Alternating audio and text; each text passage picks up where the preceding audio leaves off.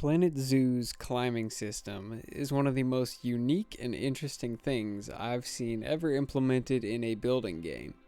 However, it is also quite buggy and frustrating to work with at times. And honestly, building climbing frames has been one of my least favorite things to do. However, during my time in this game, I have learned a couple helpful tips and tricks to make climbing work better and be less frustrating overall, and I wanted to share those with you today. Now, the first thing you need for good climbing in Planet Zoo is for your animals to actually climb, because sometimes your koalas are stubborn and they just want to sit on the ground all day. However, there is one really simple key trick to make your animals actually climb more often. It all has to do with the ratio of climbing area to walking area in your habitats. Essentially, the more climbing area there is, the more your animals will climb.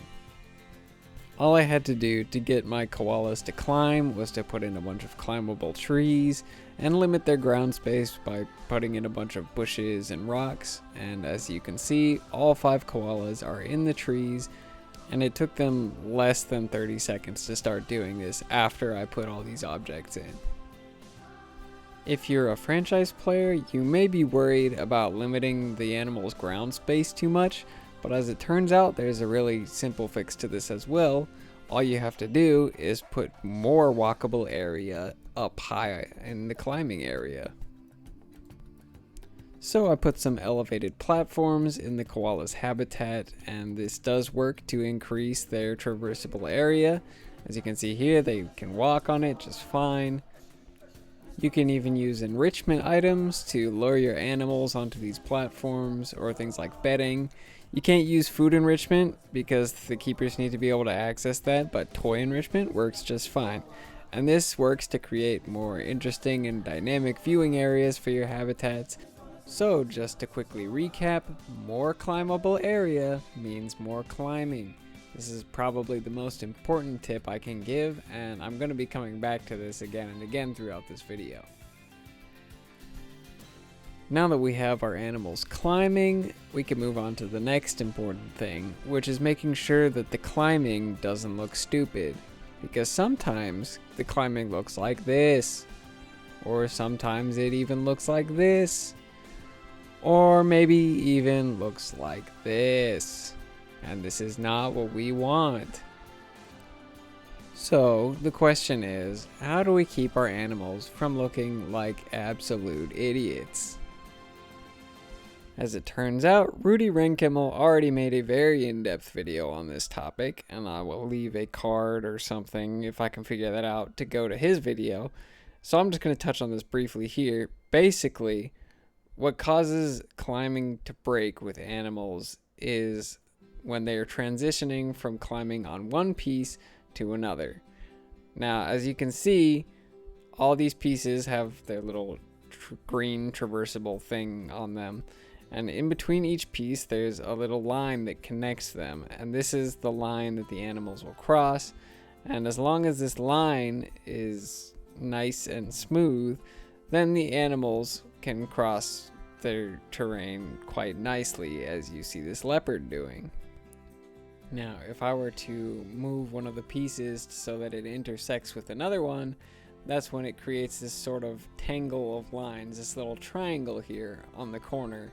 The green triangle you see up there, that's what causes the animals to make weird movements as they go across, because essentially they're just getting the AI or whatever is causing them to move. It gets confused, so it's much better to have a nice smooth line, and it can be useful to leave very, very small gaps in between your climbing pieces so that they can cross between piece to piece quite nicely. Something else you can do to make the animations break less frequently is to put large gaps in between the climbing pieces so that your animals will actually jump from piece to piece. Obviously, this only works on animals that can jump across, and I'll get into that momentarily, but I like using this behavior specifically with lemurs as it does mimic their natural behavior in the wild. Another trick that you can use to make climbing not break is to just not use climbing at all. As you can see here, I have made a sort of climbing frame with pieces that are either not climbable or have climbing turned off, but these fossa can traverse across it just fine. I say just fine. Even this has some little bugs that I feel like Frontier could fix, but it works. It's just an idea, something you can try out in your zoos if you want to. So now that our animals are climbing and it looks halfway decent, I wanted to dive a little deeper into how to get the specific animations that you want your animals to do. There are 3 different types of animations that animals will do as they are climbing across their traversable area. The first of these is the actual climbing itself, which each animal has 2 different types of climbing animations. When an object is placed between 0 degrees horizontally all the way up to a 45-degree angle, animals will do the normal running animation to get across it. But when an object is placed at more than 45 degrees all the way up to being 90 degrees vertically, there is a different animation for going up and down these more vertical objects. There is also another animation for animals leaping across 2 objects that are placed far apart that most of the animals have, but not quite all. And finally, animals have idle animations when they are sitting on pieces that are between 0 and 45 degrees. Now, there are specific ways to get unique animations out of each animal in this game, and I'm going to break down every single climbing animal in the game. Starting with lemurs, they don't have really anything super unique that they do. As I said earlier, I like making them jump because that's what lemurs do in Madagascar. They jump between tree branch to tree branch, so that's what I like having them do. But there's no specific unique animations that they have for climbing. Next we have the cats. All of the cats in the game except cheetahs can climb, and they also can all jump. However, when you are making them jump, you need to be conscious of how far you space the pieces apart, because some of the cats will do really weird and awkward looking things when you place them too close or too far together, as you can see here.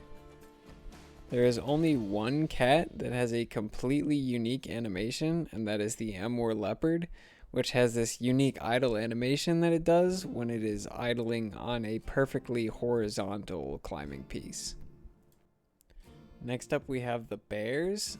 All bears except the polar bear can climb, and none of the bears can jump. And there's really not much else to say because none of them have very unique animations. They have this idle animation that they just kind of stand around and they sniff, but that's the same for all of them. So nothing else to say here. Next we have the monkeys, and looking at this, it just kind of makes me sad seeing how few monkeys we have in the game. But anyway, they all can climb, they all can jump. None of them really have unique animations, or maybe they all kind of have unique animations because they're all slightly different. Some of them run, some of them walk, some of them sit, some of them crouch. They all just kind of do their own thing. But there's nothing super duper unique or interesting about the monkeys. They don't have anything like, you know, hanging by their tail, which we'll get to in a moment. But, you know, it is what it is.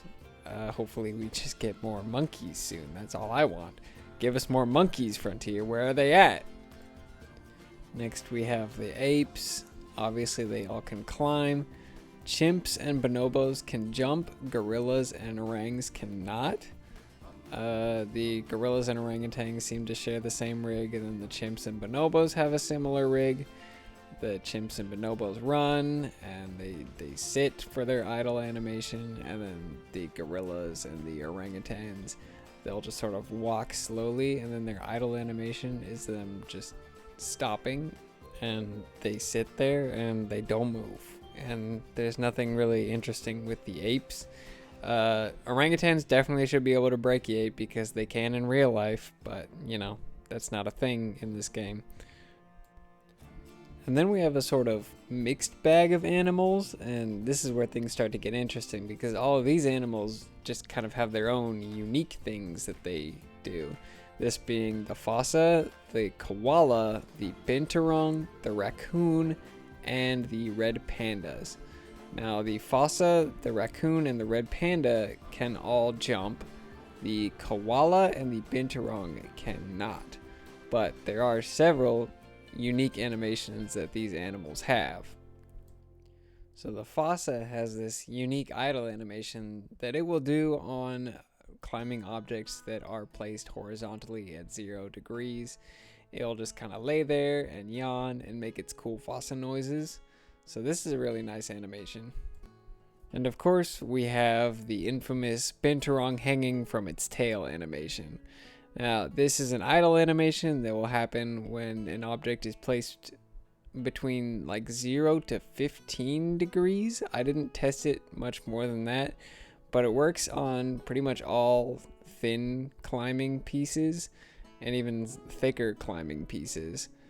I would recommend using the thinner ones because it looks more natural with the tail of the binturong not clipping into the object. So yeah, that's that one. If you want to get your binturongs to do this in the game, use narrow climbing pieces and just put them horizontally, because this is a very cool animation and some people complain about not being able to see it very often. And finally, the koala is the one animal in the game that has a idle animation for vertical climbing. So it sort of hugs the side of the log or the tree or whatever it's on. And then the raccoon and red panda don't really have any unique animations, they just have unique rigs. And to top off our climbing animals, we have the two gibbons, which both have a lot of unique things going for them, like this Siamang idle animation where they just sort of hang. The lar gibbons also have a unique idle animation, but interestingly, the lar gibbons one works on more angles, whereas the Siamang one, it only works if they're on a perfectly horizontal angle. And then of course, the Siamangs, they run across the beams normally, while the lar gibbons, they have this funny little bipedal run that they do going across. But we can't talk about the gibbons without talking about brachiation.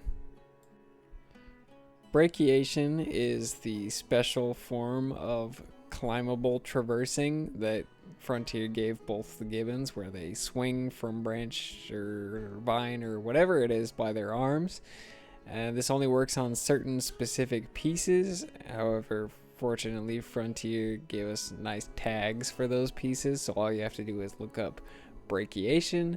Then you can see which pieces will work, which ones will make your gibbons swing across them. And I think it's best to, with these pieces, to put them perfectly horizontal. It might work at more angles than just being horizontal. I'm not sure. I didn't really test this one that much. Basically, it all ties back to my original point, which is that the more stuff that there is to climb on, the more likely your animals are going to do the thing that you want them to do, like brachiate or hang by their tails or just climb in general. It's more climbing equals more climbing. It's that simple, except it's not that simple because, you know, the climbing system is quirky and funky and it's gonna break on you sometimes, but you just gotta test it and find what works. And if you follow all of these tips, you can get something that looks like this. Not that this even works perfectly. There's still plenty of bugs that are happening on here, like that one lemur that just fell out of the tree randomly. But it works pretty well, and I just kind of wanted to show off my lemur habitat because I really like it. It's really good. So if you like the video, leave a like, subscribe, do all those things that YouTubers ask you to do. Because I guess I make Planet Zoo YouTube videos now. Hey, look, there's another lemur. He's floating. But anyway, I'll see you next time. Bye!